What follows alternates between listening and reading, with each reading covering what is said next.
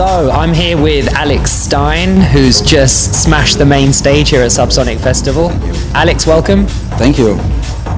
So that was an awesome set.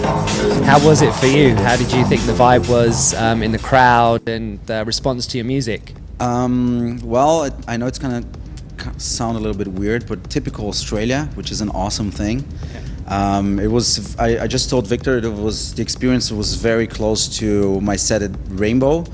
The vibe was just amazing. I started a little bit slower and more melodic, and I just kept going and felt a little bit of the crowd, but people just wanted more and more, so I just kept going harder and harder, which is amazing.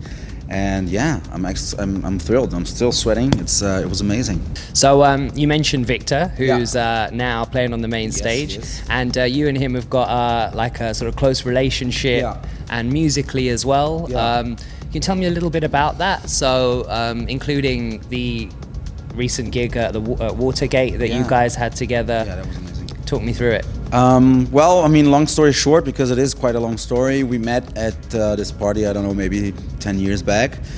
At the time, we were both psytrance DJs, and yeah, I don't know, we kind of just hit it off right off the bat. It was a funny story. We were actually both connecting over the fact that we hadn't been paid.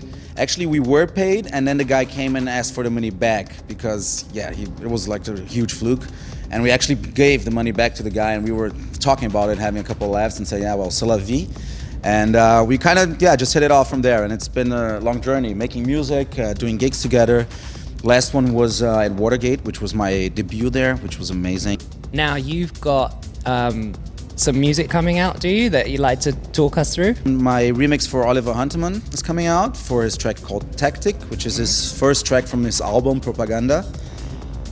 Which was, a huge honor for me to be asked from Oliver. He's been a huge inspiration for me, as for Victor as well. And honestly, if you told me 3-4 years back that I would be remixing him on his request, I would probably say you're crazy. So it was cool. I mean, it wasn't easy, to be honest. He gave me, I think, a 10-day deadline. Usually I get like 3 or 4 months, or at least 2 months to do a remix. He was like, I need it by next Friday. And I was like, wow, okay. And I did 4 versions of that track, just because I was so unsure on which direction to go. And in the end, I think version 4 was the chosen one. I played it today as well. Went really well. So you also released Maelstrom, your track on his label, Senso Sounds, which was a great track and really well received as well. So congrats on that. But I'd love to hear about how you produce a track, the concept behind it, and where the idea came from. I think Maelstrom is just one of those where I didn't actually have a plan. It was kind of the same thing with Blackbird, and most of for me every track is cool, but for most of the tracks that people enjoy, which are considered hits or whatever, and it's just, I don't know, it's actually the way I like to do things. I just go in with a fresh mind. I usually try to start early in the morning, so my head is fresh and I'm not stressed out by anything that happened in the day. And but I never actually thought about releasing it on Senso. It wasn't my plan at all. And Victor was actually the one who said, "Dude, that sounds a lot like Senso. You should show it to Oliver." And I did, and he was instantly like, "Yeah, let's release this. This is awesome." And I'm really happy about that one as well.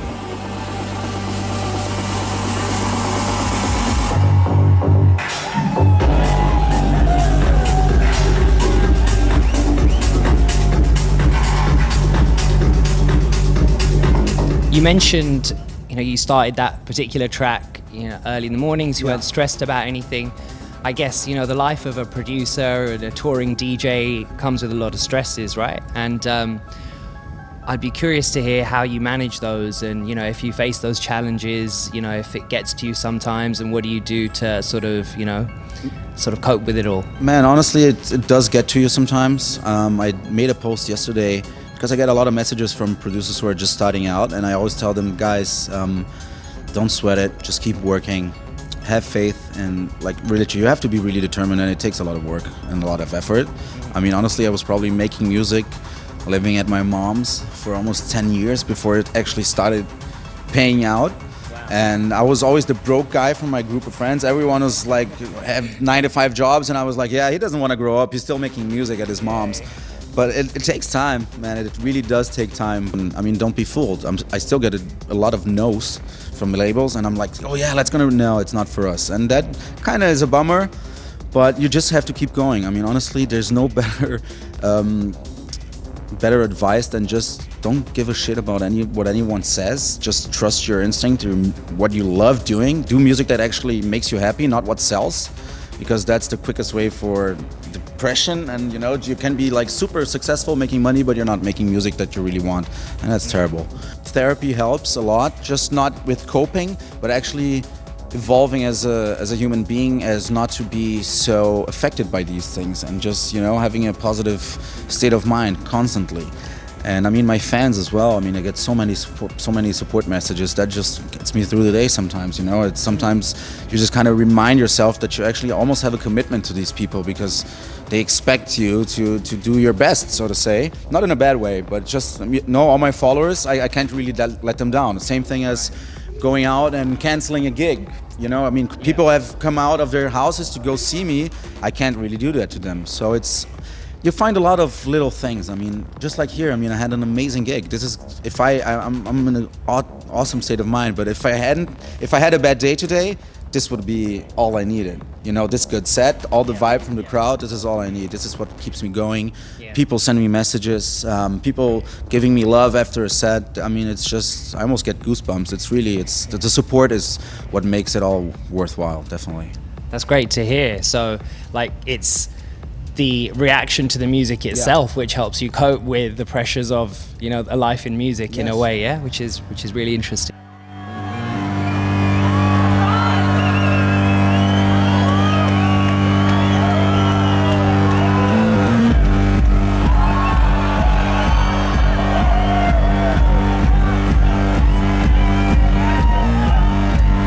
I'd like to test your Australian slang, dude.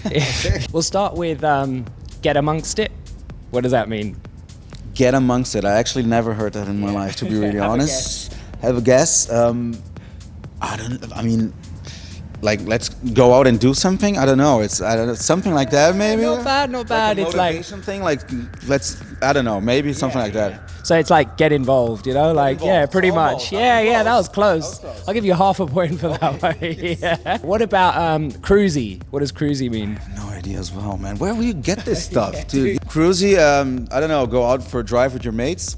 Well, it's more like chilled, you know. Oh, it was pretty cruisy, meaning it was chilled out. Yeah, you with me? How about a bush duff? Do you know what a bush duff is? A bush duff. I mean, I know what bush is. It must be, I don't know, honestly. I wouldn't even guess. Okay, cool. Sorry, so that's all right. You're actually doing pretty well, man, I gotta say.